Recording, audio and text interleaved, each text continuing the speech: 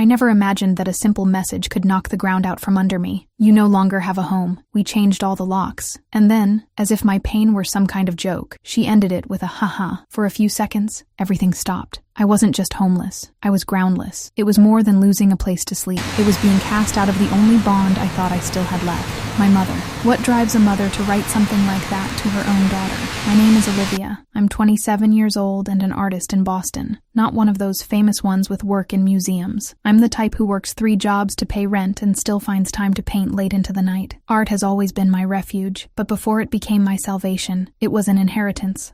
Not of money, but of soul. My father, James, was also an artist. He was the one who taught me to see the world with softer eyes. In the late afternoons, when the golden light invaded our small living room, he taught me how to mix paints and quiet the noise outside. My childhood was simple but beautiful. My father smiled with his eyes. My mother, Susan, was a primary school teacher, the kind who could tell stories just with the tone of her voice. The 3 of us lived in a modest house, with the smell of paint and fresh coffee. There was affection spread in every corner, but everything changed when illness arrived. My father was diagnosed with aggressive cancer, and when he left, the light in the house left with him. My mother didn't scream, didn't cry. She just faded, as if she had forgotten how to live without him. 2 years later, she met Robert. He showed up with an expensive suit, a ready smile, and promises that sounded like security. It was fast. 6 months later, they were married, and we moved to a huge mansion in the suburbs. I should have been happy for her, but something about that house made me feel like a guest, like I was taking up too much space. Robert wasn't cruel at first. He was polite, even kind, but there was a hidden coldness in his eyes, like someone who observes everything and calculates even his smiles. When Lily was born, my half-sister, he gained everything: the house,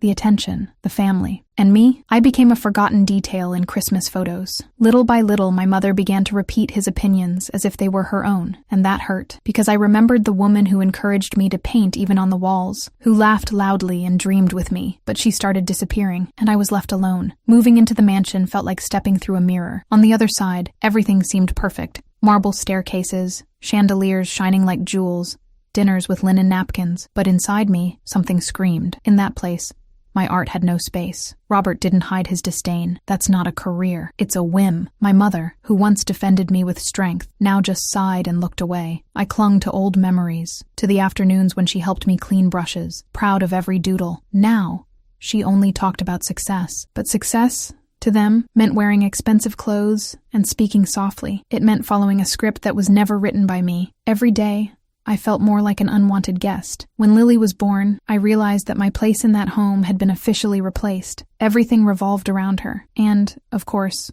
Robert. They said I needed direction, focus. That art was a childish dream. They tried to mold me into a shape that didn't fit. You need to become someone in life, Robert repeated, as if I wasn't already. The only thing that still connected me to my father was my small, improvised studio in a tiny room of the house. There I kept his old canvases, his worn brushes, and a bit of the courage he had taught me. Over time, even that began to be threatened. One afternoon, I came in and found some of my paintings in the trash. Robert said they took up too much space. My mother said nothing. That's when I realized I no longer had a home. I only had an address. And so I began to plan my exit, not as an escape, but as survival. If this story touched something in you, like, comment, and subscribe. Sometimes, stepping out of the house is the first step to coming back to yourself. Robert showed up like someone bringing a cure to an old wound. My mother still wore grief like a second skin, her eyes always downcast, her gestures restrained, as if any joy was a betrayal to my father's memory. So, when she smiled for the first time in months because of a dinner with a nice acquaintance from school, I wanted to believe it was a good sign. And at first, it seemed like it. Robert was the man of easy solutions, always well-dressed, full of ready compliments, and with an impressive talent for saying exactly what people wanted to hear. With him, my mother laughed again, and that disarmed me. The wedding was quick. He convinced her they deserved to restart in style. We sold our little house, and suddenly, we were living in a mansion with a heated pool, ornamental garden, and staircases that echoed footsteps like in the movies. But as beautiful as it was, that house didn't embrace me. It pushed me away. Everything there had Robert's mark. The paintings chosen by decorators, the expensive furniture, the silence in the hallways. The smell of coffee and paint was replaced by imported perfumes and unspoken rules. When Lily was born, the division became even clearer. Olivia, the unwanted. Lily, the princess. My mother seemed dazzled by the new life. She quit her teaching job and started dedicating herself exclusively to the house, or rather, to to the image of the perfect family. Robert told her what to wear, who to talk to, how to behave, and she accepted. With me, the relationship began to cool. When I talked about art, she changed the subject. When I showed her a drawing, she smiled quickly, without really looking. And when I tried to talk about how I felt in that house, she said I needed to try to adapt. Robert, on the other hand, was blunt. He called my art an expensive distraction, said I was wasting my youth on fantasies. And when he saw me painting late, he asked if it wasn't time to grow up. Little by little, I disappeared in their eyes. But inside me, the flame of what my father taught me kept burning. And in that sea of silence and luxury, I began to realize the greatest violence doesn't always scream. Sometimes it whispers, smiling, while erasing who you are. I grew up hearing my father say that art wasn't just what we did with our hands, but with what we felt. And I felt a lot. The pain, the silence, the absence. Painting was my way of breathing. But inside that house, what made me feel alive was seen as weakness. Robert never missed a chance to repeat, "You need a real plan. Painting doesn't pay the bills." My mother didn't argue. Sometimes she even agreed. It's just a phase. She'll grow out of it. That's when I understood. To them, my value was in fitting in stopping being who I was and becoming someone moldable, who accepted things quietly, smiled at dinners, took selfies of artificial happiness. I began to wonder if the problem was me. Maybe I really was ungrateful, dramatic, difficult. I started to doubt my own vision, my instinct, my memory, and that was the most dangerous part. My room became my only refuge, the canvases, my confidants. But even there, the control began to creep in. "You should use this space for something more useful," Robert commented one day, looking with disdain at my stacked paintings. A small office, maybe. That night, I lay staring at the ceiling, wondering if that was to be my fate. Living on the edge of my own story, being an extra in the script they had written for me. But deep down, something resisted. Something told me I couldn't let them pull me out by the roots, that no matter how much they tried to mold me, there still existed inside me the girl who mixed paint with her dad on the living room floor. And that's when I made my decision. It wouldn't be a life of luxury that would buy my silence. I would leave that place. The apartment I found was small, poorly lit, and with a temperamental heater. But it was mine. For the first time in a long while, I woke up without fear of judgment. No firm footsteps in the hallway. No eyes measuring me at the breakfast table. I worked all day at the art studio, painted my commissions at night, and taught on weekends at a community center. It was exhausting, but there was freedom in the exhaustion. There was peace. Until I remembered the fund my father had left. He always said that if something ever happened, that money would be there, to help me study, to have a foundation. I knew that at 25, I'd have access to it. I had almost forgotten, but now, with bills piling up and hope of buying a small studio, I decided to call my mother. "Oh, that. Robert reinvested it. We'll talk better at Thanksgiving dinner," she answered, with a strange tone, like someone trying to hide dust under the rug. At dinner, I waited until dessert. The environment was cold, formal. Robert talked about business. My mother pretended to be interested. Lily ran around the house like a princess in a glass castle. "About the fund Dad left for me," I began, trying to sound calm. Silence fell like a heavy fog. My mother looked at Robert. He put down his fork slowly.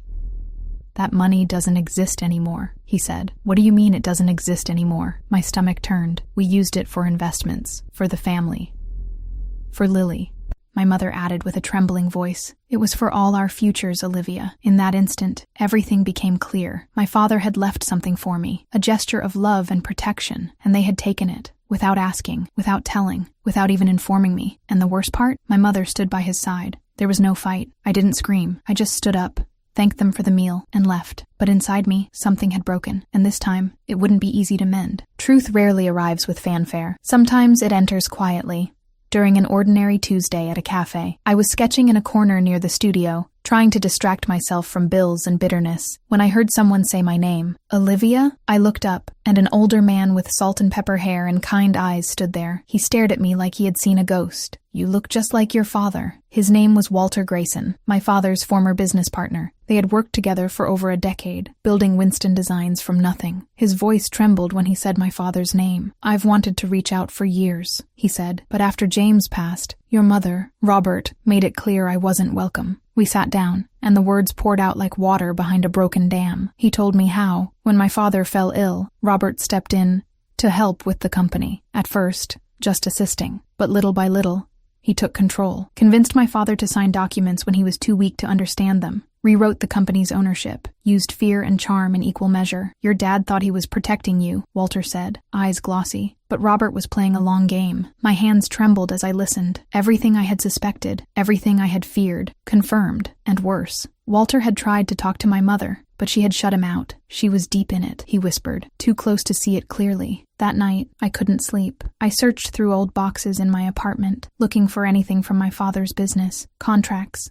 emails, letters. Slowly, I began to piece together a puzzle that no one wanted me to solve, and what I found made my blood run cold. My father had written a will. The original version left the company and a trust fund to me, to be managed by my mother until I turned 25, but that version had vanished. Instead, a new version had been signed just weeks before he died, while he was medicated, barely conscious, granting full control to my mother, which meant to Robert, it wasn't just betrayal, it was theft in disguise. That was when I decided I wouldn't stay silent anymore. I didn't call. I didn't send a warning. I showed up at the mansion unannounced, my car trunk filled with evidence, contracts, emails, witness statements. My hands were shaking, but my heart was steel. My mother looked surprised to see me. She smiled, cautiously. Olivia, you didn't say you were coming. I didn't come to visit, I said. I came to talk. Robert appeared moments later, wearing that same rehearsed expression he always wore, polite, detached, dangerous. We sat in the living room, where my father's paintings used to hang before they were replaced with cold, abstract prints. I laid the documents on the table, one by one. I didn't say much. I let the truth speak. I know what you did, I said finally. I know how you manipulated my father, how you stole the company, how you erased his legacy. Robert didn't blink. This is ridiculous, he muttered. My mother picked up one of the documents. Her hands trembled. What is this? Your emails,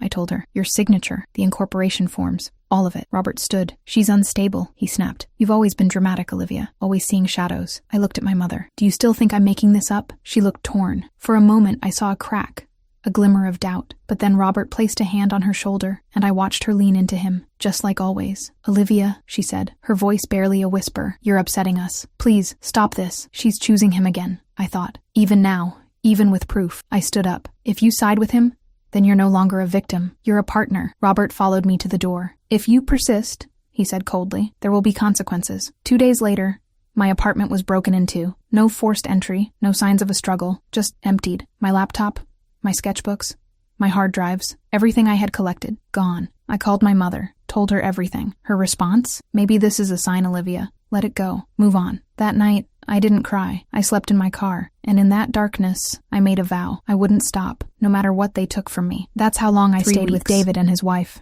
Olivia. Not the little sister, but a different Olivia. Kind and observant. Someone who offered quiet comfort without demanding explanations. Their apartment was modest, filled with houseplants and books that smelled of old pages and borrowed time. It reminded me of what home used to feel like, before everything blurred. I tried to rebuild some normalcy, sketching when I could, helping out at the studio, pretending that I wasn't unraveling inside. Then the message came. It was early evening. I was in their guest room, trying to redraw a portrait I'd lost in the break-in, a memory I was desperate to keep alive, when my phone buzzed, a text from my mother's number. We changed all the locks. You do not have a home anymore. Let us see how brave you are now. Ha ha ha. My hands went cold. At first I thought I was hallucinating. I read it again and again. Every word felt like a blade. The ha ha at the end, that broke me in a way I didn't know was still possible. It was cruel, mocking, personal, and final. Not just, you can't come back. Not just, you are not welcome. But you never belonged. I didn't cry. I just stopped. Everything inside me went still, like when a loud room suddenly loses power, and all you hear is silence. I walked into the living room and handed the phone to David. He read it once, frowned, then handed it to Olivia. Her jaw clenched. This is abuse, she said softly. No mother should send this to her daughter. I don't think it was her, I whispered.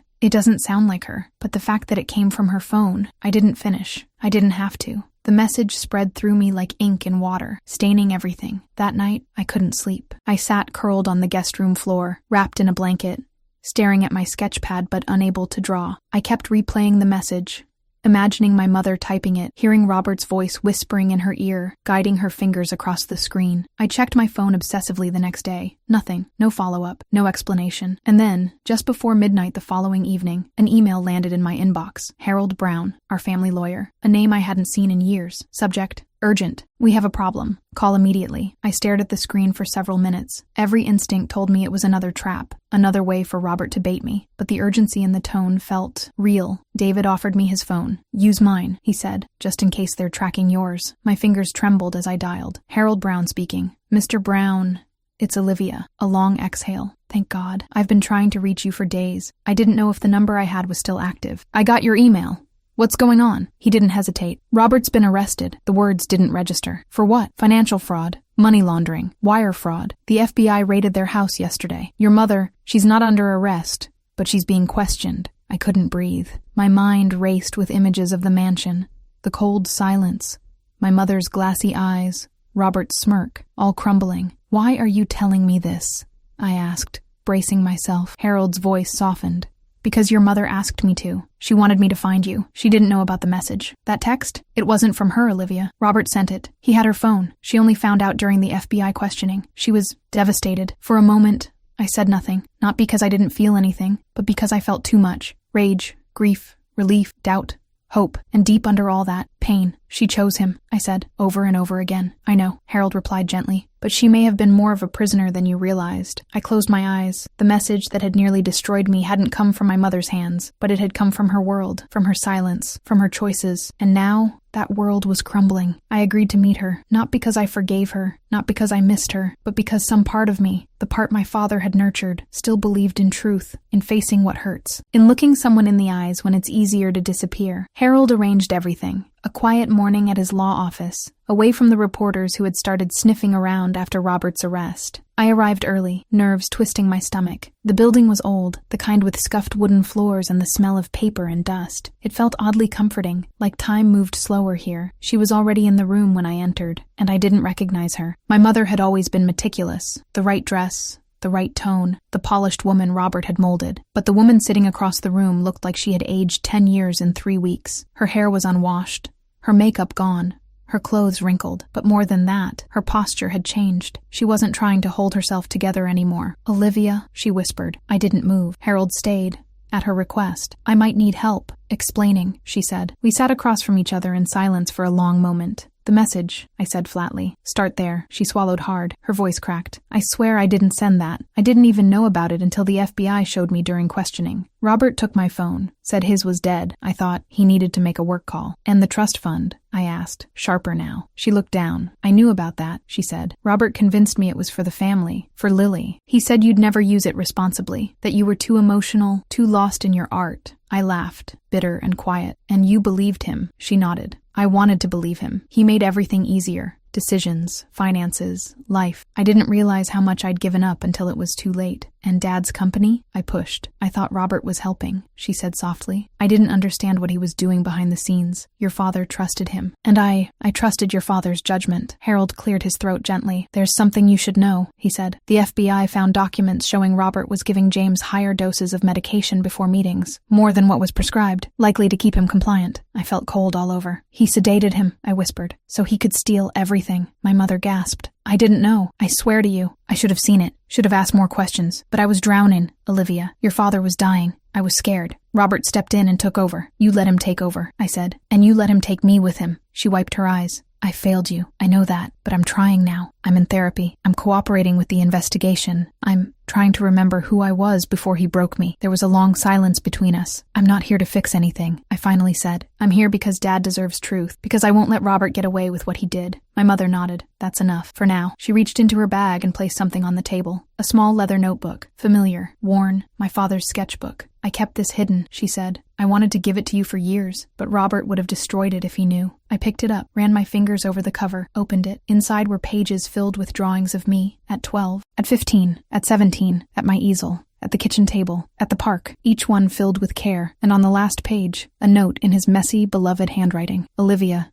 at 15, already better than her old man. Someday the world will know her name. I didn't cry, but something inside me cracked open, not in pain, but in relief. My father had seen me. My mother had failed me. But maybe, just maybe, she was beginning to see me again too. The courtroom smelled like cheap carpet and old paper. The fluorescent lights flickered, the wooden benches creaked, and the air felt heavy, like everything inside it had been held in too long. I sat in the third row, hands clenched, heart thudding like a warning drum. My mother was 2 rows ahead, sitting beside Harold. Her shoulders were squared, but her hands, they twisted in her lap like she was trying to wring the guilt out of them. Then Robert walked in, still in a tailored suit, still composed, still performing. He glanced around the room with the same cold detachment he had always worn, like everyone was a prop in his carefully directed life. But this time, no one applauded. I didn't look away when his eyes found mine. He held the stare. I held it longer. This was what he had taken from us. Not just money or property, but the truth, the reality of who we were before him. He had stolen years, stolen love, stolen silence, and now I was going to speak. When they called me to the stand, the world went quiet. The microphone felt too close, my voice too loud, but I spoke anyway. I told them about my father, not just the facts, but the man, his love for art, his patience, the way he always paused before answering a question, as if words deserved time. I told them how Robert had entered our lives, how everything shifted subtly, then completely, how my mother faded, how I almost did too. I presented documents, read emails, described how my apartment was broken into, how everything that mattered to me was taken, not just objects, but memories, trust, dignity, and finally, I told them about the text. "You do not have a home anymore." I let that line hang in the air, let the courtroom feel the weight of what those words had done. When I stepped down, I didn't feel proud. I felt drained, but also clean, like I had finally peeled something off my skin that had clung to me for years. Robert didn't speak. His lawyers did. They painted him as a misunderstood businessman, a victim of family drama, but every word rang hollow. The evidence was too heavy, too loud. Then came my mother's testimony. I watched her stand, speak. Her voice cracked at first, but she didn't stop. She spoke of her grief, her blindness, her shame. She admitted her silence, her complicity, her regret. And when the prosecutor asked if she had anything to say to her daughter, she looked at me. "I chose the wrong person," she said, again and again, but I never stopped loving her, even when I forgot how to show it. There was a silence in the room that felt sacred. The verdict didn't take long. Guilty, on every count. The judge's voice was steady as he read the sentence. 15 years in federal prison. No parole, no leniency. Robert stood motionless as the words landed, like they were falling through him instead of hitting him. As he was led away in handcuffs, he looked at me one last time, but there was no power left in his eyes, only defeat. Outside, reporters swarmed. Harold shielded us from questions. My mother and I walked side by side down the courthouse steps, not holding hands, not speaking, but sharing the same slow breath. She looked at me. What now? I thought about it for a moment, and then I said the only thing that felt honest. One day at a time. Healing is a quiet thing. It doesn't burst through the door with confetti or closure. It doesn't arrive in speeches or grand apologies. It slips in quietly, in the middle of a Tuesday, when you realize you're not bracing for impact anymore. After the trial, I didn't move back into my mother's house. That part of my life, the mansion, the marble, the cold silences, was done. Instead, I found a small studio above a bakery in a neighborhood where people said good morning and meant it. The place smelled like bread at sunrise and espresso at noon. There was no luxury, but there was peace and space. I painted again, not out of survival this time, but out of choice. My father's old brushes, worn and familiar, sat beside my new ones. I kept his sketchbook on a shelf within reach. Every now and then, I'd open to that final page, the one where he wrote that the world would know my name. I didn't know if that would ever be true, but I knew now that he had believed it, and that was enough. My mother and I didn't rush reconciliation. There were no forced brunches, no overnight forgiveness. We started small, a cup of tea at Harold's office, then a walk in the park, a shared silence on a bench. She brought old photos once, some I had forgotten existed. Me as a child, holding finger paints, him behind the camera, smiling through the lens. She didn't try to justify the past anymore. She listened. That, more than anything, was how I knew she was changing. And then there was Lily. At first, she was wary. She didn't understand what had happened, only that her father was gone, and things felt different. She clung to my mother. She clung to order. But little by little, she began to reach for me too. One afternoon, I brought her to the studio, gave her a canvas, let her ruin it with wild color. She laughed, loud and without fear, and for a moment I saw myself in her, the little girl who once believed the world was made of light and shapes and joy. "Can I come back?" she asked, paint on her cheeks. "Anytime," I said. "This place is for both of us." And maybe that's what healing is. Not going back to what was, but building something new where the pain used to live. Something honest, something real. I started teaching again. Not because I had to, but because I wanted to pass on what my father gave me, the belief that even in a broken world, there's beauty worth painting. And one crisp October evening, the local gallery, the same one that used to politely decline my submissions, called and asked if I would showcase my work in a solo exhibit. They titled it, "Home is Not a Place." The night of the opening, The room was full, not of strangers, but of people who knew my story, who had walked part of it with me. David, Olivia, Harold, my mother, even Lily, who wore a tiny blazer and handed out pamphlets like a proud assistant curator. As I stood there, beneath the lights,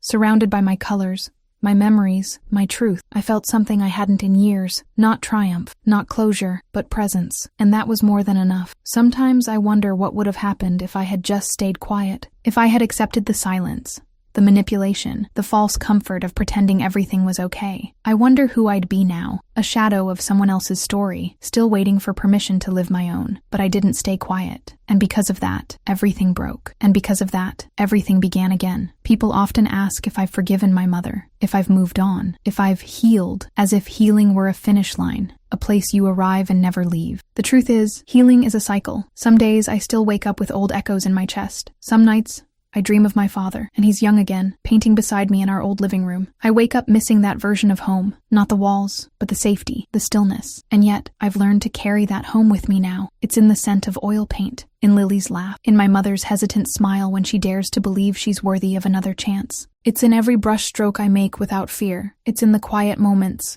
the ones where I feel whole. I don't paint about pain anymore, not because it's gone, but because it no longer owns me. My work now is about transition, memory, resilience, the fragments we collect when everything falls apart, and the beauty we find when we start to arrange them, not to hide the cracks, but to honor them. One piece in the exhibit became a quiet centerpiece, a single open door on canvas. The caption underneath reads, "What they closed, I rebuilt." Sometimes people stand in front of it for a long time. They tilt their heads, they whisper, some cry, some smile, but all of them understand that it's not really about a door. It's about becoming the kind of person who no longer waits for someone else to open one. It started with a message, a cruel, heartless message that arrived like a thunderclap and shattered everything I thought I knew. It wasn't even the words themselves, it was the voice behind them, or the absence of it. That message didn't just tell me I didn't have a home. It told me I didn't have a mother, that I didn't belong, that I was disposable. But it lied. That message, written with venom, sent to crush me, was the very thing that forced the truth into the light. Sometimes, beginnings wear masks that look like endings. They sneak in disguised as heartbreak, betrayal, silence. They arrive in the form of slammed doors, lost jobs, empty bank accounts, or cold text messages sent from familiar numbers. They feel like death, but they aren't. They are rebirth. That moment when I read that message, I thought it would be the worst day of my life. And maybe it was, but it was also the line in the sand, the point where I stopped shrinking, where I stopped apologizing for wanting peace, truth, and my own voice. That message led to pain, yes, but it also led to courage. It led to Walter, to the truth about my father, to the unraveling of the lies, to the courtroom, to the sketchbook, to the studio above the bakery, to Lily's laughter, to my mother's first real apology, to the gallery, to me, the version of myself I became, the one who stands with both feet planted, who knows what she's worth without needing someone else to validate it. She only came to life because of that message. It tried to break me, and it built me. The gallery was quiet again. The exhibit had ended 2 weeks ago, but I still visited, not to rearrange the pieces or bask in praise, but to sit, to breathe in the silence between canvases, to remind myself that this, all of it, was real. The door painting was still there. The curator asked if I wanted to take it home. I said no. It belonged to the space now, to whoever walked in and saw themselves in it. Sometimes I sat nearby and watched people interact with it. Some stared in silence. Some tilted their heads and whispered interpretations. A few even reached out, fingers almost brushing the canvas before pulling away, like touching it would make something final. But one afternoon, a girl stood there for almost 20 minutes. She couldn't have been older than 16, hoodie too big, hair tucked behind her ears. She wasn't crying. She wasn't smiling. She was just still. I watched her from the bench by the window. Before she left, she turned and looked around the room. Her eyes found mine. We didn't speak. We didn't have to. She nodded once, and I nodded back. There are no endings. Not really. Only doors. Closing. Opening. Closing again. What matters is what we walk through with us, what we choose to leave behind. The message that once said, "You do not have a home anymore," no longer lives in my bones, because now I know home was never a place. It was me. If this story touched something in you, don't let it stop here. Like, share, and subscribe. And tell us in the comments, have you ever received a message that felt like the end, but became your beginning?